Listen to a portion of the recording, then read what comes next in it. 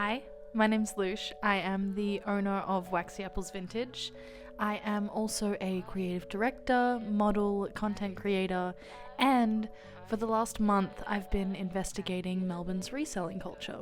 If you're familiar with Melbourne, you are probably aware of their thriving reselling culture. Mainstream masses are now converted to secondhand. From op shops to Facebook Marketplace to multi-story vintage stores and high-budget resale events, people just can't seem to get enough of it. It's Australia's largest fashion market. We can't stop talking about it, we can't stop buying it. Everyone and their mum is reselling vintage, but there's some things we just can't agree on. Are resellers press gouging? How much of the practice is actually sustainable? Is it even possible to be sustainable in such a consumeristic industry? Should op shops be uppricing things that they get for free in the fear that someone's going to sell them for more? Is it ever actually okay to use charity for profit? Do resellers have the responsibility to stock gender and size inclusive? And should they be honest about where their stock is coming from? Is it really all that political? Let's see what these people think. So my name's Georgia. I run my business called Guzzy Archive. So I'm Jimmy. So my name is Jamie. My name is Dee. I'm Kai. I run 91. Hi, I'm Marcus. I'm the co-owner of Market 755. The business has been going for about a year, but in terms of reselling, I've kind of just dabbled in it on and off since, I don't know, like 10 plus years maybe. But yeah, the business started about a year ago this month, I guess. I've kind of always done it through Depop, just usually when I don't have a job and when I just kind of need to make a bit of extra money. However, I did want to start. I studied fashion entrepreneurship at RMIT, and in the last semester you have to create a business.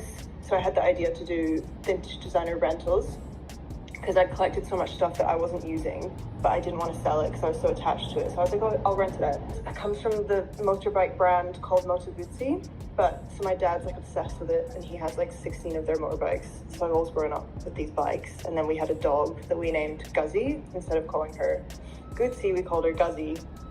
And then I was like, it related to me. I was running through names with my partner, and he was like, oh, that makes so much sense. It means so much to you. And yeah, I guess. And then that's just how it happened. I mean, I know 5,000 probably doesn't seem like a lot to a lot of people, but I think it does. Yeah, a lot of my sales, from what I can see, come from Instagram. It's easy to link products on there. It's easy to interact with people. I get a lot of DMs on Instagram about products. So I do think that the more followers on there, the better. But having said that, when I first started and I had about 200 followers, when I did my first drop of stuff for sale, I still sold so much stuff with so few followers. So I'm not sure how that, and I think that was maybe to do with a TikTok I made. So yes and no, I guess. I think yeah, the more the better, and I do find myself making more sales the more my followers grow, but not necessarily.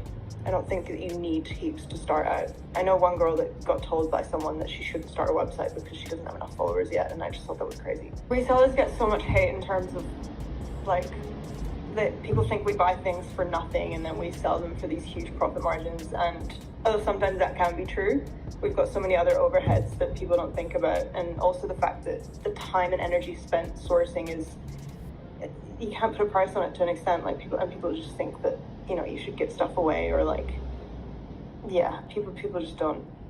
I get so much hate on TikTok. It's so bizarre. People get really sour about it, and they think, I don't know, that I don't spend money on packaging and shipping and tax, and I'm there's so many other things that people don't think about.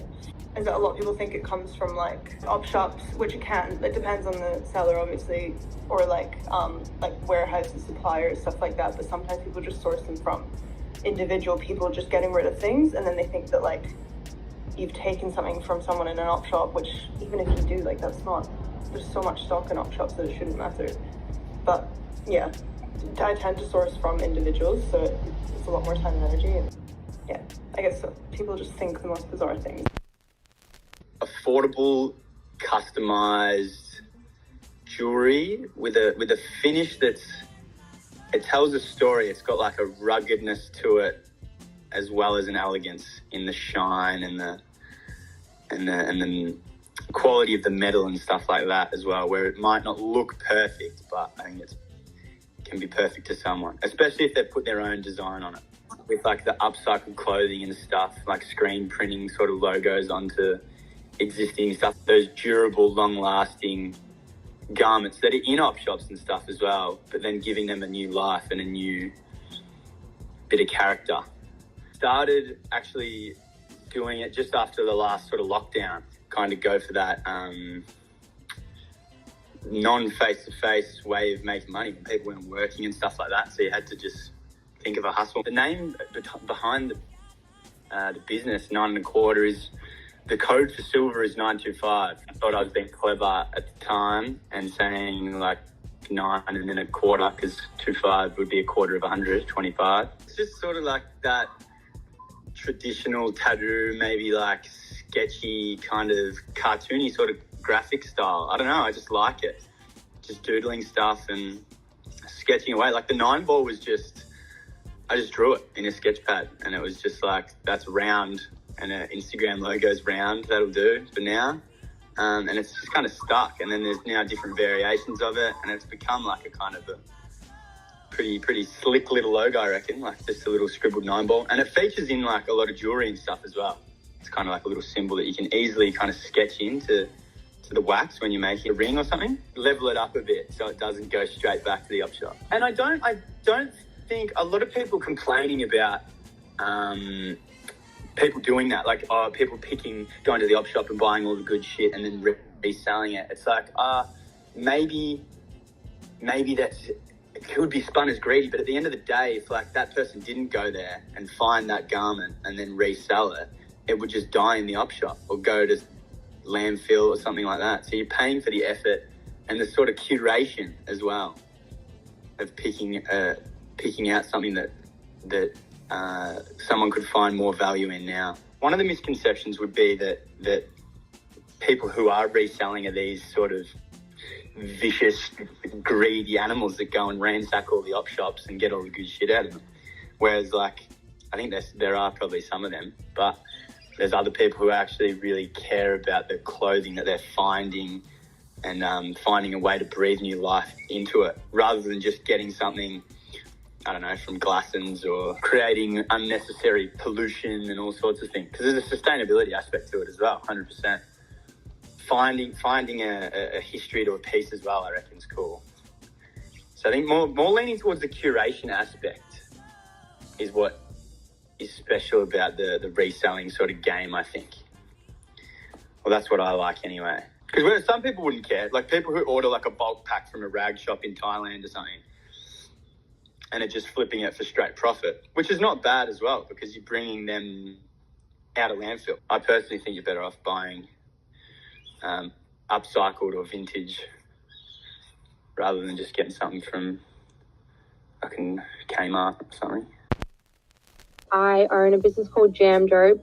It's basically a one-stop shop online where people can shop from multiple different vendors, but at one place. So you don't have to rack up multiple different shipping fees. It's from a trusted seller. It's not from different websites, stuff like that. So I started in school. I started on Depop. I was a massive Depop fanatic. And I actually watched this show. It was called Girl Boss on Netflix. And it just inspired me to... Have you seen that? Yeah. Yeah, I loved it. And it just inspired me to resell. So I started Jamdrobe off thrifting and reselling. And then in Geelong, it's really hard. Like the thrift shops are just so oversaturated. Like people just always take the best stuff. So it's really hard to find some good stuff, and it was just hard to sustain. You know, it wasn't really working for me. And then my friend actually asked me, hey, can you sell this stuff for me? And I was like, yeah, I can do it. And then it just kind of naturally fell into selling other people's stuff for them. And that turned into my business model. It's tricky because I try to keep my own personal style out of it, and I try to curate a selection of clothes based on what the majority of people do like. However, when I first started, I was selling clothes that I didn't really enjoy, and I wasn't loving my job because I didn't have the passion for the clothes. So I have changed massively. Now it's more like premium vintage stuff that actually excites me. So now it is kind of catered to my taste, but I am confident with knowing that other people have the same taste as me as well.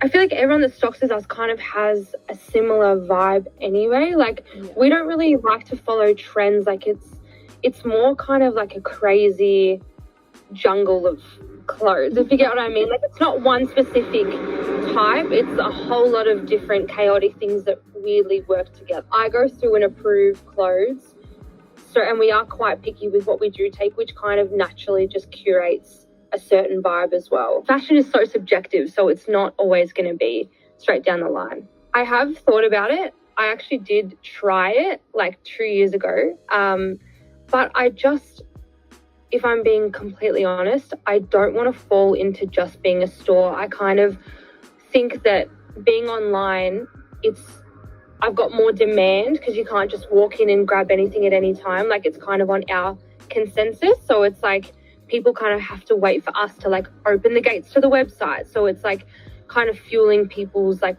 want for our clothes a little bit more. It's just building a little bit more demand. And I also don't like retail. I think it's really important. I think it's good to show our faces as well and finally meet our customers.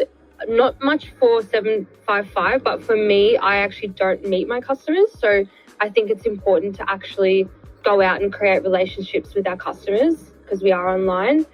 I think it works really well for the both of us because although we are seen as competitors, it's really good to network for everyone involved. And it's also good that we can kind of share our audience. Like, they would have gained off me, I gained off them. It's just, and that's the point of a collaboration, right? Like, just both working with each other to gain as much as we can. Hi, I'm Marcus. I'm the co-owner of Market 755. I was kind of reselling beforehand, a fair bit, doing markets every weekend and stuff. And then I was working at RetroStyle at the time. Kind of just thought, I want to do this myself and open up a shop. I didn't have much money, but really wanted to open up a shop of some kind. Gus and I would go to markets together, usually every weekend, and I was just blabbling to him about wanting to open up a shop. And eventually he was thinking of a career change, and he just said, why don't I do it with you? And then that's kind of where it started. We decided to open up a shop together. We're very big on that, so we have tried to make the store as curated as possible with every style that we can. So there's something for everyone who comes in here. So men's, women's, Y2K, 90s, streetwear, everything. So yeah, as soon as someone drops off or like leaves the store, we try and replace them with someone that's similar vibe or something that we haven't seen or haven't had in the store yet. Most resellers are either selling on Depop or selling at markets every weekend. Being in a store like this, it's pretty much like market, but throughout the whole week. So it's kind of just ease of access for their customers that want to access their stuff. But also they've got something to do during the week to make money and stuff. So being in a store like this can mean that you can kind of make a full-time career out of it for a lot of people. And I think that's really good for resellers who most of them would want to make it a full-time job. Because we're still two relatively new businesses and Jam Job's over in Geelong, it gave access to a lot of her customers in Melbourne and gave us access to a lot of her very faithful audience. And in our collaboration, I think it just showed a lot of both of our businesses' personalities, which I think helped a lot and definitely needs to be done more of in the future. I feel like most fashion lovers and vintage lovers have always kind of resold. Like, I have personally resold on Depop. I know everyone else that works with Buzzkill has. So we've obviously always been in that. The way we met was actually through working at another vintage store. But we obviously, who doesn't want to have their own business? It's like the dream goal because you don't have to answer to anyone, which I love. So it was always the end goal to do that. having a store as well just makes it easier to be able to do other things at the same time, where you can come into store and be doing Depop at the same time, be doing the online store at the same time, be doing photo shoots at the same time. Like, we literally do that every week. So I think it's just convenient to have the physical with the online, to have all these avenues where people are reaching you, and make it like a cool experience for them to come into. Well, okay, so there's 5 of us that run Buzzkill. It's obviously hard to have a style that suits 5 people. So we kind of landed on, I'm like a retro lover, like 70s, that's what my house looks like. And I know like Tianya and Michelle and Sophie, they all have this like kind of futurism in them. So we kind of went for this retro future space age, but also kind of like year 3000 vibe in the store, which I feel like matches all of our vibes together, which is awesome. Oh, for sure. I like being mid-sized myself, and obviously being surrounded by people who are smaller and also bigger than me. I want them to be able to come into the store and feel like they can find something that works for them, because from my own experience, going into a store and not being able to find anything is like really hard and like disheartening. So it is something that I think is super important in any business, in any clothing business, because why would you shut yourself off to those people who are trying to find clothes? Like, I think it's a bit silly. But we're obviously still like getting there. I wouldn't say we're the best at size range, but it is something that I'm trying to work to have cool things, and maybe even get stockers who rework, such as Fable, to do bigger sizing, where, you know, sometimes cool vintage doesn't come in plus size, so you have to fill these gaps, I guess, in the market. I think Tianya has done such a good job at that. Obviously, I have my vibe that I love, but we were initially just trying to fill the gaps in where our stock couldn't like be. So that would be like the more festival, like eccentric, colorful, crazy stuff such as Chaotic Threads and Grub, who do like hand painted, handmade and reworked. Then we have Fable and Butterfly and the Lamb, who are kind of more that hot girl or like whimsy, and very like simple and neutral, but also really cool. And then obviously the jewelry like Space Junk and Stella Studios and Clean Bags. These are all just like holes in where our vintage clothes can't fill. So we kind of came at it in that way, like, what do we need in here so that anyone who walks in here can find something that they love? Well, we love doing parties. We had our opening party, and hopefully more to come this year. I love throwing parties, it's so fun. And like having everyone come to the shop and like hang out is so fun. And what else have I loved doing? We've been able to work with Diesel, who's a Vogue collective, and they're so awesome and so nice. Obviously opening the store, like that was always gonna be the goal, and we did that in like 2 weeks. So I'm very proud of us for doing that, and I don't know, just smashing goals slowly and surely. Hopefully soon some more. I'm from Bali. I live here in Melbourne for like 8 years. I've been a reseller like for almost 3 years, but doing it as a full-time thing from middle of it last year. I think being myself and my own boss is the main factor, because before like I had like a bad thing happen on this job and resulting some like PTSD and stuff. And then the fact that me and my wife really love fashion since day one, and being authentic and combining because it's a music driven brand, so we like combining music and fashion is so good. Yeah, something about it. I think name changing is a part of our growing up process as a person and as a brand.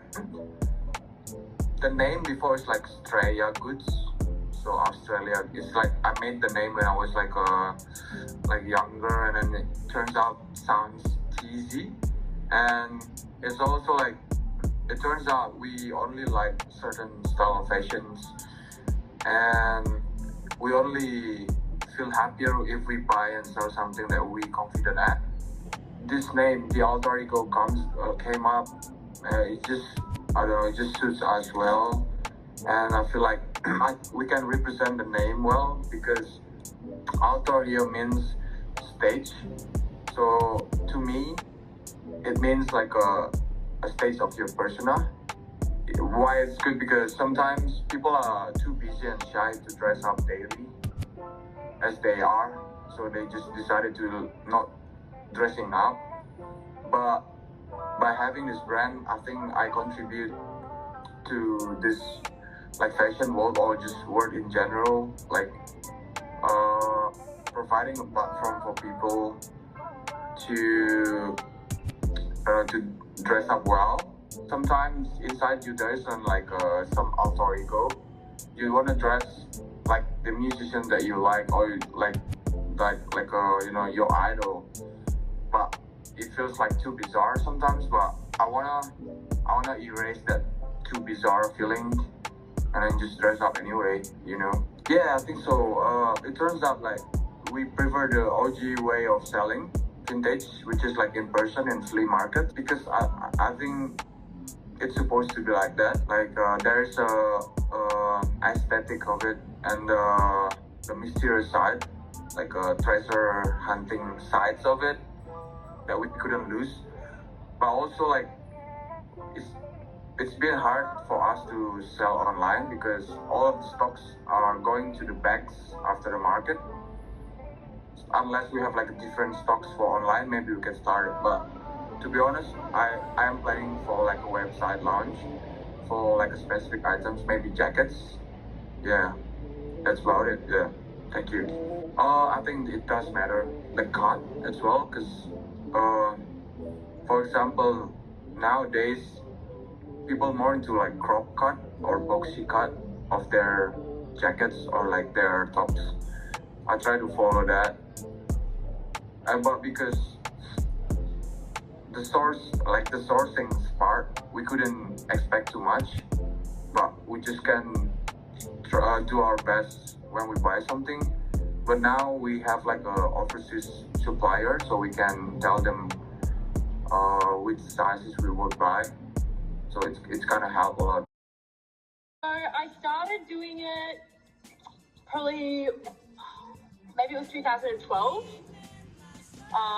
When probably like 6 months after I'd moved to Melbourne. So I moved here from Perth originally. Like I've op shopped since I was like 15, but I think having the space to have like, I had this little sunroom in the house I lived in, and I just like could collect clothes in there. I love so many styles. Like I've always had such a wide range of style, but I don't actually wear it all. So I just collect things that I just would love so much.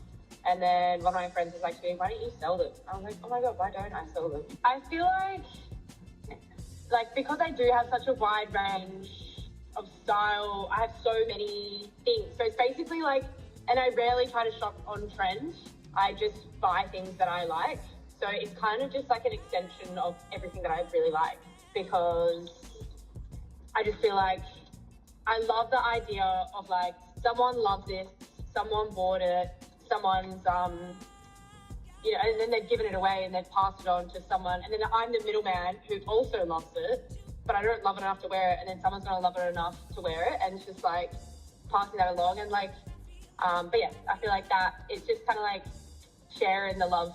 I would love people to know that, like there's, even though like I and a lot of other people like shop and source at vintage stores and op shops, I feel like there's a way to do it right. And like I've never personally gotten a lot of like negative feedback about that, but like, because I don't really use TikTok or anything, but I've heard from people who use TikTok that, you know, you get slammed by people being like, oh, you're stealing everything from the op shop, it's not about the people who need it. And So I don't know if any of those people have ever been in the back of an op shop or like volunteered in an op shop, but op shops are inundated with clothes. So you're kind of just like helping them cull it out in a way.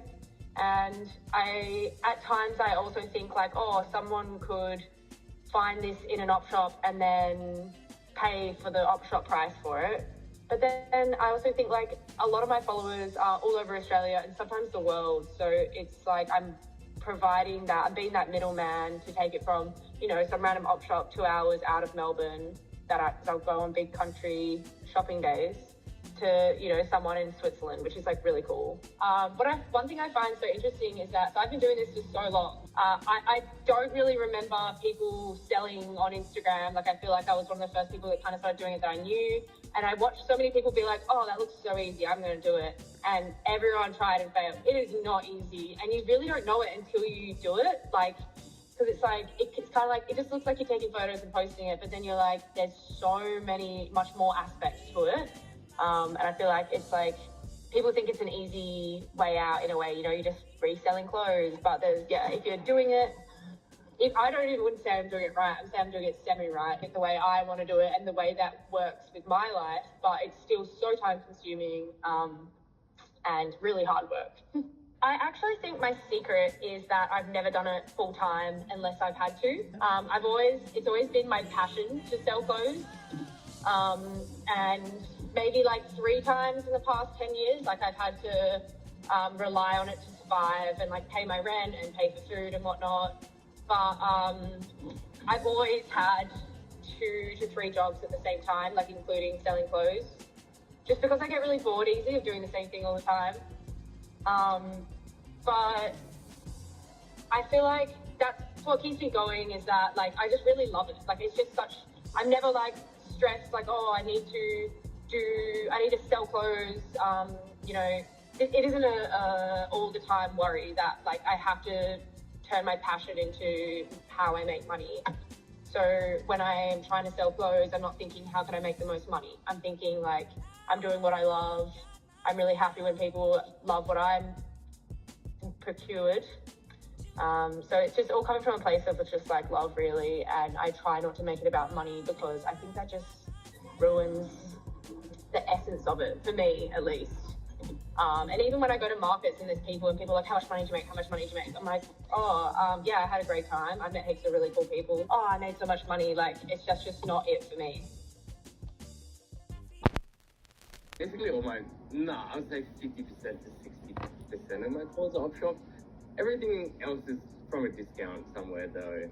I hate paying full price for things, and I think it's just the way I grew up, to be fair. I grew up very thrifty. My first introductions to like op shopping was like flea markets as a kid. I grew up in Brisbane and I was like 16 and I was like getting into like fashion, and obviously there's not much like cool stuff, no stores. They're very seldom you come across good stores in Brisbane with good stock, especially back then. I remember I bought like a fucking Tommy Hilfiger long sleeve from some like vintage shop in Melbourne. You know, like I could just tell Melbourne was like just so much more happening with vintage, and you know it's crazy to just see how far it's come even in the 9 years that I've been here. It was pretty like second nature for me to like get into secondhand stuff.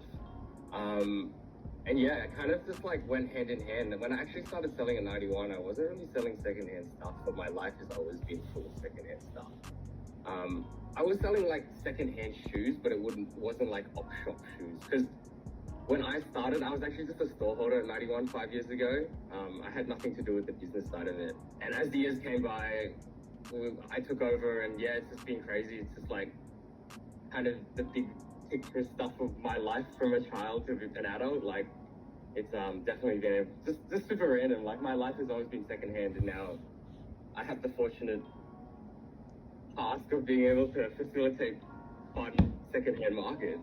Look, I think there's nothing wrong with selling something from an op shop. Like there's nothing to be ashamed of needing to make some money or seeing a bit of value in something that you pick up. I think the ethical way to do it is you just don't rinse the same op shop every day. You just like vary the places you go, or just like vary the stock where you buy it from. I think it's probably like the quote unquote most ethical way to be one of those people if you want to just resell locally. I think reselling is definitely more than just the local scale though. Like, I mean, I'm sure you know people buy stuff from overseas and it just comes in and it fails. But that in itself is a whole unboxing of worms, because there's obviously a lot of ethical questions along with that. Because obviously you're saving landfill at the end of the day, but we're still only saving a selection of the landfill.